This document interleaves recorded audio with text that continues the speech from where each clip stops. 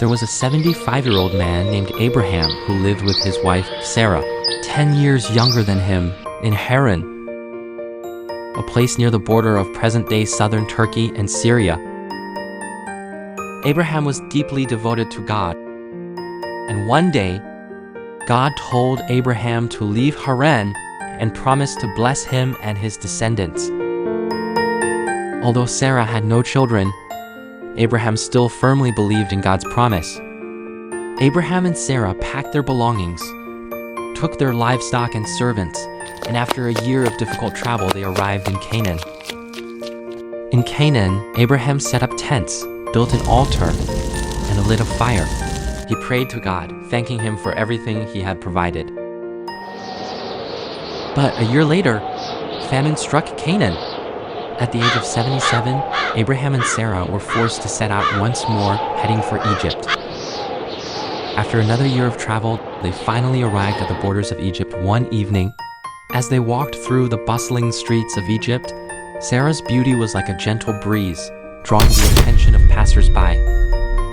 Her skin glowed softly in the sunlight, and her black hair flowed over her shoulders like a cascading waterfall. Abraham felt uneasy and quietly said to Sarah, "For our safety, you must say you are my sister." Though filled with doubt, Sarah trusted Abraham's judgment and nodded in agreement. Just then, a group of Egyptian officials, dressed in splendid attire, appeared before them. Leading them was a tall man wearing a finely embroidered robe. His hawk-like eyes quickly locked onto Sarah, filled with awe and admiration. He gestured to his followers, and several attendants immediately stepped forward, surrounding Sarah. Abraham attempted to leave with Sarah, but the tall official blocked their path and said, "The noble Pharaoh must see this beautiful lady. Such beauty should not remain hidden." Several attendants gently but firmly took hold of Sarah's arms.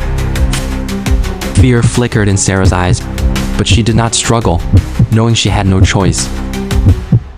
Abraham tried to intervene, but the officials coldly prevented him from moving forward. The officials led Sarah into the grand palace of Pharaoh. Pharaoh sat high on his throne, gazing at Sarah through a golden curtain, his eyes filled with admiration and desire. He then turned to Abraham with a mixture of gratitude and contemplation in his eyes. He then gave Abraham many riches in exchange. Though pained in his heart, Abraham dared not disobey Pharaoh's command.